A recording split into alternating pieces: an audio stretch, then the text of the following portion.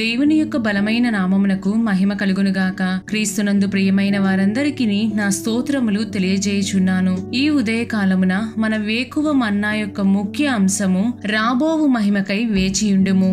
దీని ధ్యానార్థమై మనం అపోస్తులుడైన పౌలు రోమీయులకు రాసిన పత్రిక 8వ అధ్యాయము 18వ వచనము వైపు మన పరిశుద్ధ గ్రంథమును త్రిప్పెదముగాక. మన ఎడల ప్రత్యక్షము కాబోవు మహిమ ఎదుట ఇప్పటి కాలపు శ్రమలు ఎన్న తగినవి కావని ఎంచుచున్నాను అని చదువుచున్నాము. ఈ వాక్యమును వినిచుండిన ప్రియమైన వారలారా, అపోస్తులుడైన పౌలు చెప్పిన మూలవాక్యమును బట్టి మనము ఈ లోకములో అనుభవించుచున్న శ్రమలు, నిందలు, పోరాటములన్నీయును మనము పొందబోవు మహిమ ముందు ఎన్న తగినవి కాదు అని గుర్తు చేయును.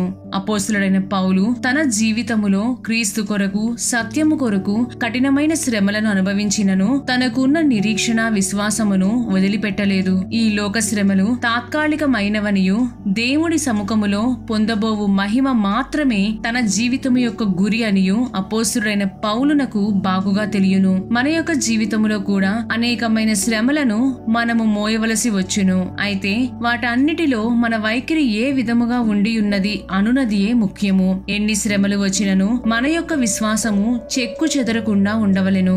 ఎంతో మంది అపోస్తులు వారి యొక్క జీవితములో క్రీస్తు కొరకు కొట్టబడిరి, చెరసాలలో వేయబడిరి, చివరకు హతసాక్షులుగాను చంపబడిరి. మనమైతే మన యొక్క జీవితములలోనే ఎదురయ్యే శ్రమలను భరించలేకపోవచ్చున్నాము. అన్ని మంచిగా ఉన్నప్పుడు, అన్ని మనకు అనుకూలముగా ఉన్నప్పుడు ప్రభువును స్తుతించుట కాదు, కాని మనము బంధింపబడిన స్థితిలో ఉన్నప్పుడు, విడిపించబడుటకు ఎటూ మార్గము లేనప్పుడు, ఇరుకైన మార్గములలో పుటము వేయబడుచున్నప్పుడు మనము దేవుని కొరకు సాక్షిగా నిలుచుచున్నామా, ఆయనను స్తుతించుచున్నామా అని దేవుడు చూచును. మనము అపోస్తుల కార్యములు 16వ అధ్యాయము 23వ వచనము నుండి 26వ వచనము వరకు గమనించినట్లయితే వారు చాలా దెబ్బలు కొట్టి వారిని చెరసాలలో వేసి భద్రముగా కనిపెట్టవలెనని చెరసాల నాయకునికి ఆజ్ఞాపించిరి. అతడు అట్టి ఆజ్ఞను పొంది వారిని లోపలి చెరసాలలోనికి త్రోసి వారి కాళ్లకు బొండ వేసి బిగించెను.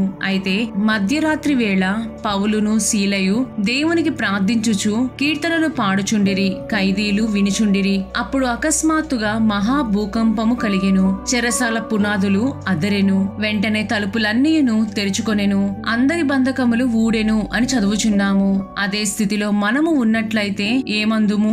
ఏంటి ప్రభువా, మేము నీకోసమే కదా ప్రయాసపడుచున్నాము, నీకోసము చేస్తుంటే మమ్ములను ఈ విధముగా చెరసాలలో వేసెదరా అని దుఃఖపడుచు ఆయనపై నేరారోపణ చేయుదుము. అయితే పౌలును సీలయు ఏమి చేసి ఉన్నారు? వారు అన్ని విధములుగా బంధకములతో బంధింపబడి ఉన్నప్పటికీ వారికి దేవుని స్తుతించుటకు అవకాశమున్న నోటితో దేవునికి ప్రార్థించుచు కీర్తనలు పాడుచుండిరి. ఖైదీలు వినిచుండిరి. వారు బంధింపబడిన స్థితిని, వారి యొక్క నిస్సహాయ స్థితిని తలంచుకొనక కేవలము దేవుడిని తమకు అవకాశమున్న రీతిలో స్తుతించుటకు తీర్మానించుకొనిరి. దేవుని మహిమ పరచవలెనని ఎంతటి వాంఛ కలిగి ఉన్నారో చూడుడి.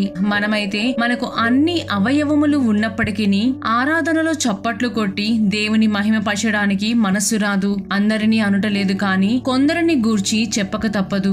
ఇక్కడ మనము గమనించవలసిన ఇంకొక కార్యమేమనగా, వారు పాటలు పాడి ప్రార్థించుచున్నప్పుడు, దేవుని స్తుతించుచున్నప్పుడు ఖైదీలు వినుచున్నట్లుగా గమనించగలము.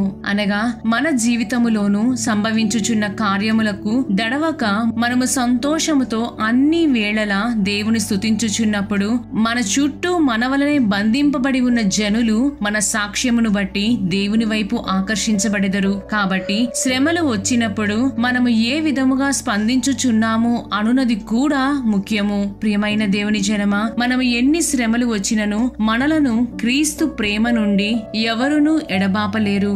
దీనికై మనం అపోస్తులుడైన పౌలు రోమీయులకు రాసిన పత్రిక 35వ వచనము నుండి 37వ వచనము వరకు గమనించినట్లయితే క్రీస్తు ప్రేమ నుండి మనలను ఎడబాపు వాడెవడు? శ్రమ అయినను, బాధ అయినను, హింస అయినను, కరువైనను, వస్త్రహీనత అయినను, ఉపద్రవమైనను ఖడ్గమైనను మనలను ఎడబాపున. ఇందును గూర్చి రాయబడినదేమనగా, నిన్ను బట్టి దినమెల్లా మేము వధింపబడిన వారము, వదకు సిద్ధమైన గొర్రెలమని మేము ఎంచబడిన వారము. అయినను మనలను ప్రేమించిన వాని ద్వారా మనము వీటన్నిటిలో అత్యధిక విజయము పొందుచున్నాము అని చదువుచున్నాము. ఎన్ని శ్రమలు కష్టములు వచ్చినను మనము దేవుని స్తుతించుచూ ఉండినచో మనకు ప్రభువు మహిమా కిరీటము ఇచ్చెదరు.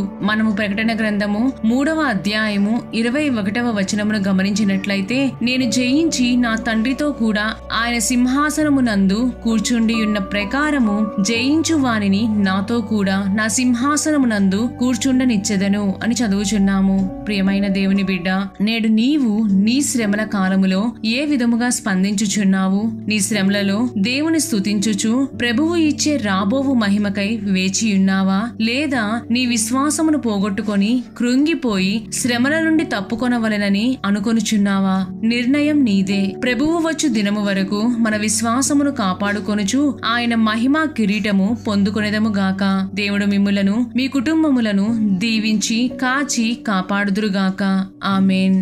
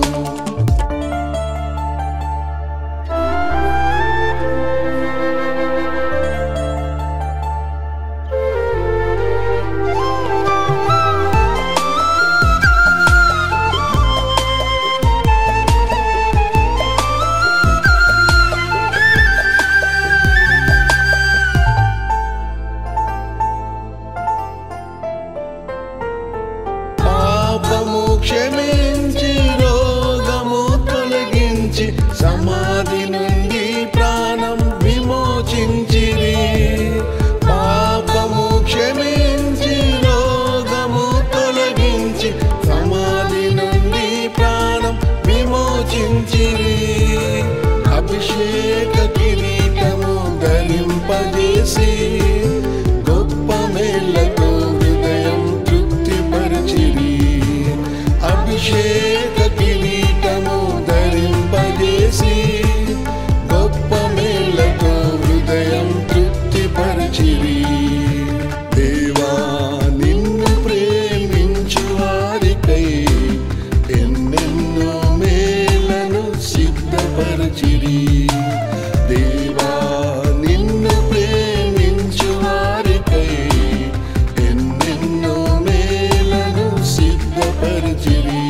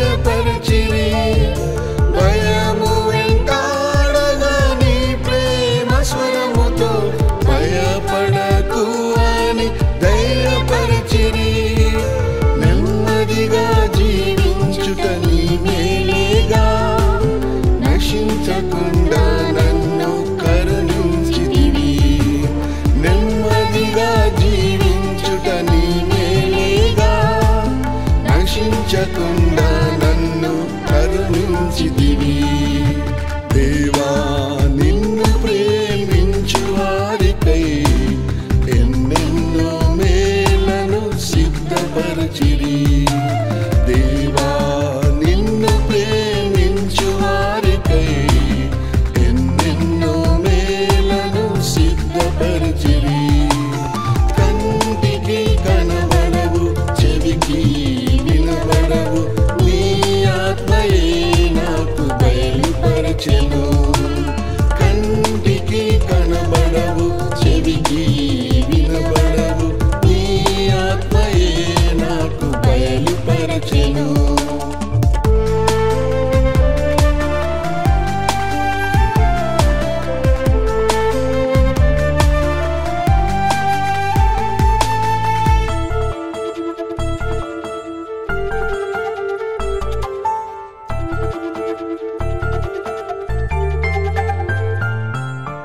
ఆకాశ పక్షులను పోషించే నా ప్రభువా, ఆకలి దప్పిక తీర్చి బలమిచ్చితివి. ఆకాశ పక్షులను పోషించే నా ప్రభువా, ఆకలి దప్పిక తీర్చి బలమిచ్చితివి. దరిద్రుడైన నన్ను ప్రేమించితివి.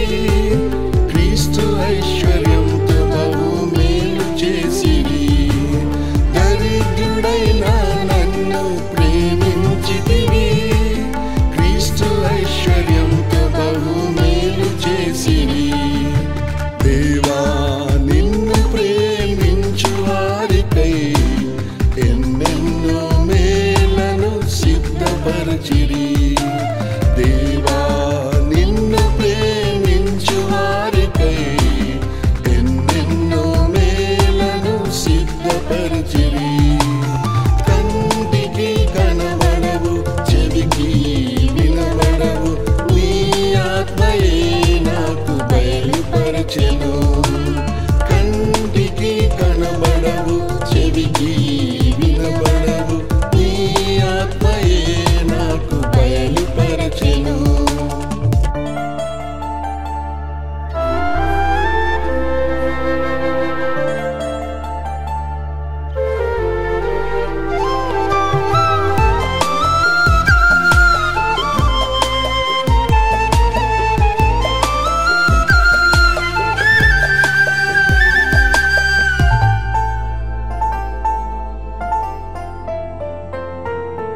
ఆత్మదాహం తీర్చి వాక్యంతో పోషించి అంతరంగ పురుషుని బలపరిచితివి. ఆత్మదాహం తీర్చి వాక్యంతో పోషించి అంతరంగ పురుషుని బలపరిచితివి. చేయి విడువక కృపతో నన్ను నడిపించి కాలు జారకుండా ఎత్తి పట్టుకొంటివి. చేయి విడువక కృపతో నన్ను నడిపించి కాలు జారకుండా ఎత్తి పట్టుకొంటివి.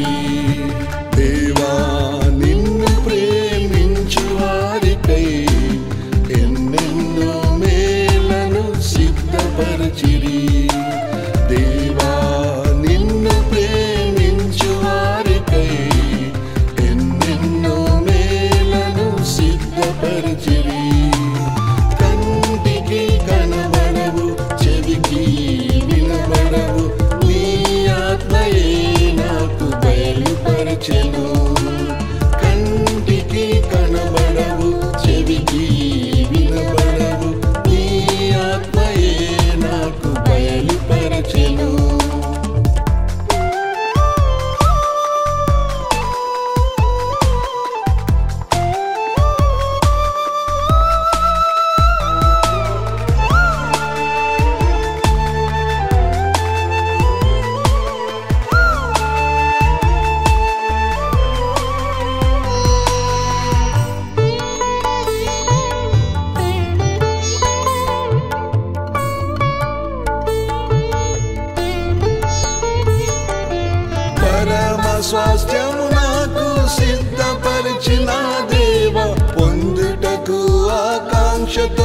వేచి ఉన్నాను. పరమ స్వాస్థ్యము నాకు సిద్ధపరిచిన దేవా, పొందుటకు ఆకాంక్షతో వేచి ఉన్నాను.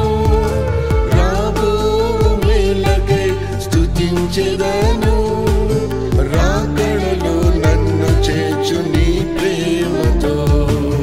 రాబో మేలకై స్తుతించెదను, రాకడలో నన్ను చేర్చు